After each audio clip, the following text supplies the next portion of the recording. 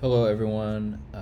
This is a brief lecture on how to read a screenplay. So, just want to go over quickly the types and just kind of how screenplays work.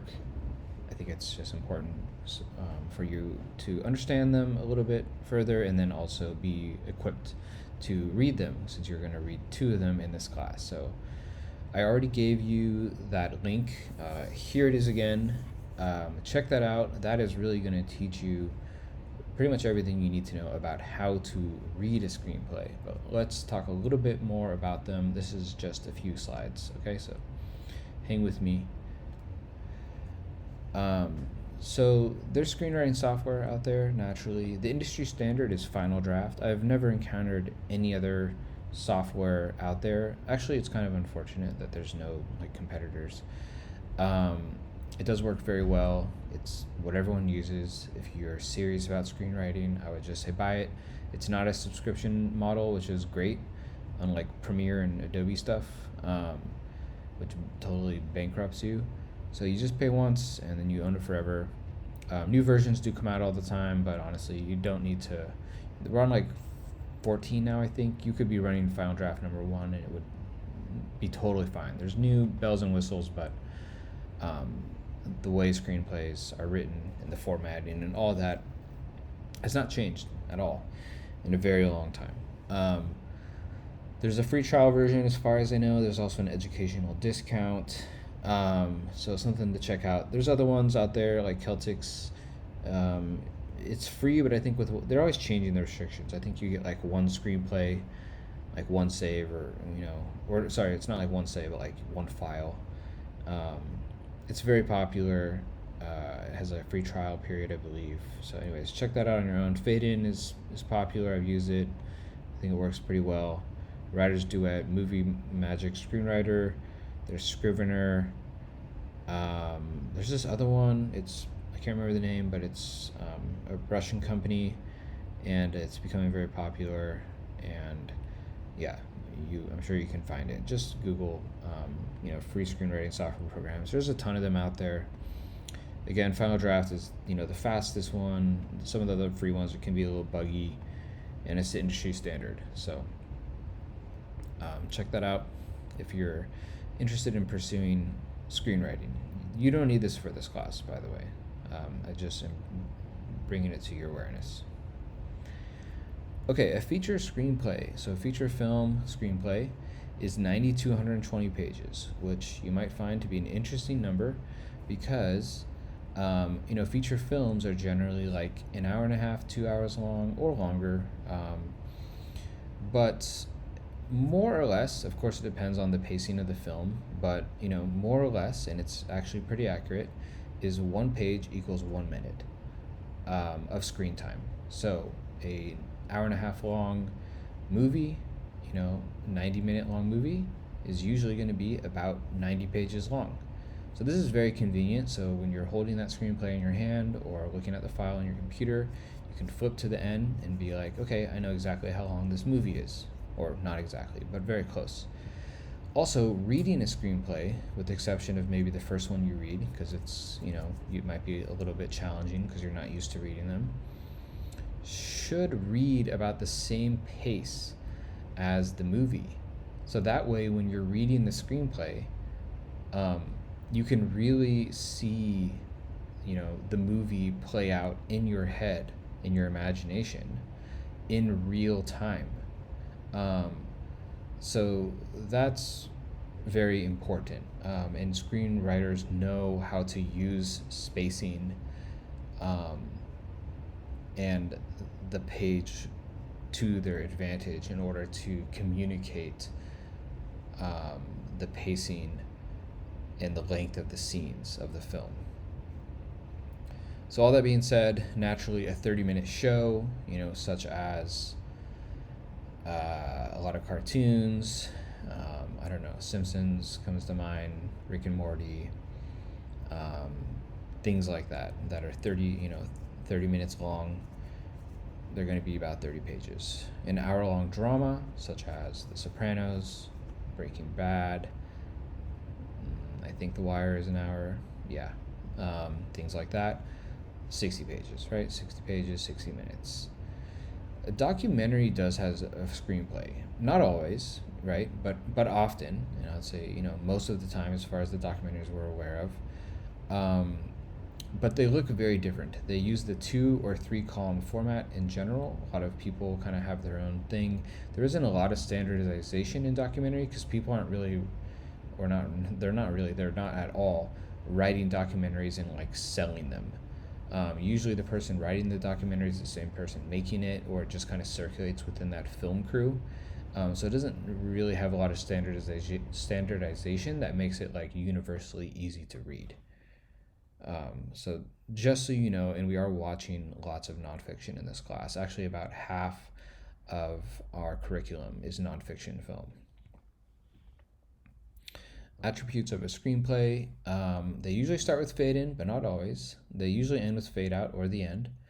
They're always written in the active present tense. You might notice this as you start reading them. The reason why is because when you watch a movie, it's always in the present tense, right? You can't literally see the past or the future. Um, so people are not going to eat. They're not going to open the door. They just eat. They open the door, right?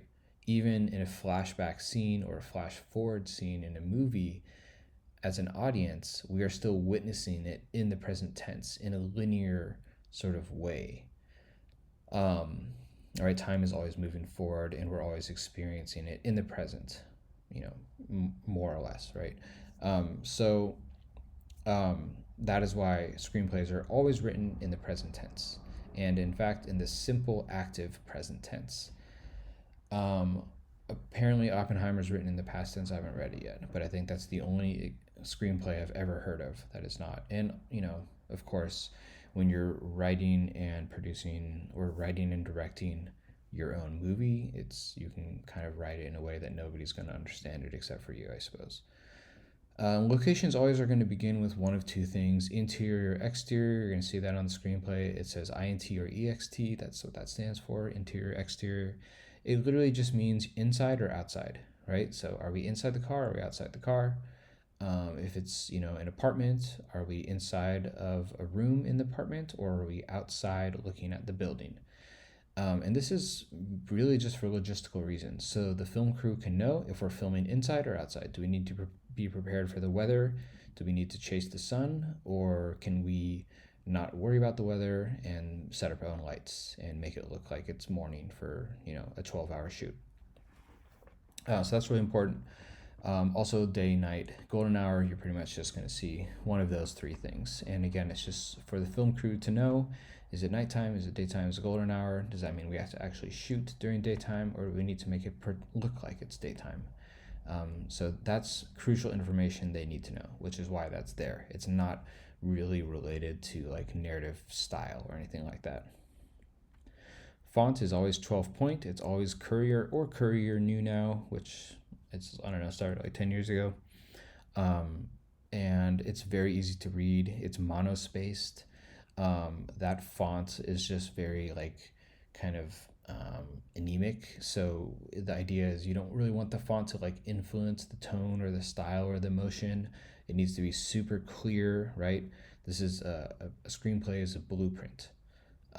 It should not be cryptic to read. It needs to be very, very clear and concise.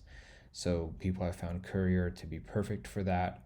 And it's also important that people always use the same fonts because the font size and the spacing of the letters is going to affect how much page space it occupies, and that will affect the pacing of the script. So you'll never see anything, more or less, that's not going to be written in Courier.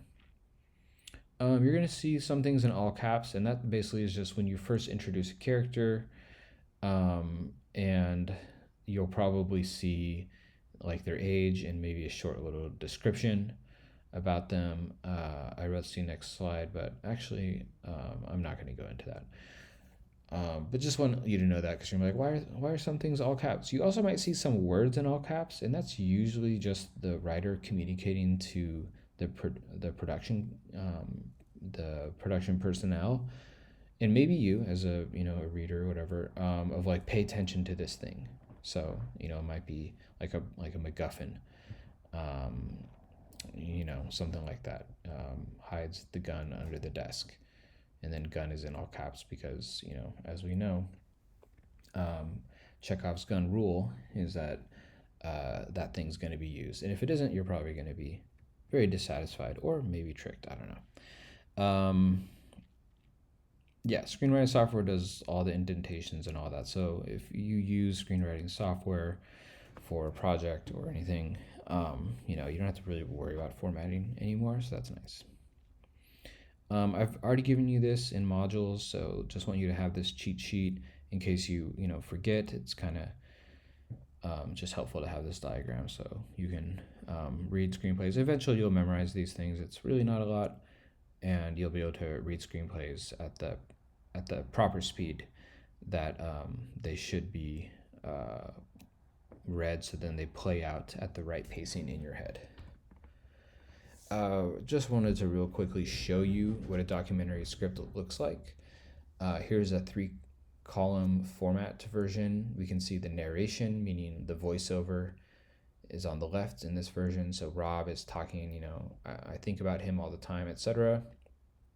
And then in the next column, we're seeing, we're seeing what he's talking about in this case, or it's communicating to us. I'm sorry, I'm struggling with explaining this. It's telling us what we're seeing while he's talking. All right. So in many cases, it's going to be like he's talking about, remembering this person, and then we're going to see like that memory, right? And then sound, it could be the score, it could be the echoing footsteps on the floor as it has here, and things like that. So very, very different than a narrative screenplay. Here is 2-column format. This one has video and audio, so video on the left, audio on the right, and this one is like somebody talking about like a chocolate factory. So Dolores Jones explains how Easter chocolate has gotten much more popular than it used to be. So we don't know actually what Dolores Jones is going to say, right? We can't write the script before we've interviewed her, but we can say, hey, Dolores, tell me, how has Easter chocolate gotten much more popular than it used to be? Right? So that's what documentarians do, is they're able to sort of like sculpt the conversation. And then you'll of course, you don't know exactly what she's going to say, or maybe you kind of do because you've done some pre-interviews or some research, but so she'll say that. And then on the left, we will write like images of the chocolate factory and, for this example, chocolate being poured into molds in the shape of rabbits. So this is how you're able to write a screenplay for something like a documentary without having shot it yet, right? Without knowing what people are going to say. So that is the 2-column format of a documentary script, and that is all. All right. I hope that you enjoy reading your screenplays. You have plenty of time actually, but I want you to start thinking about them now and maybe even start reading them now, so then you aren't stressed out about reading them last minute. Enjoy.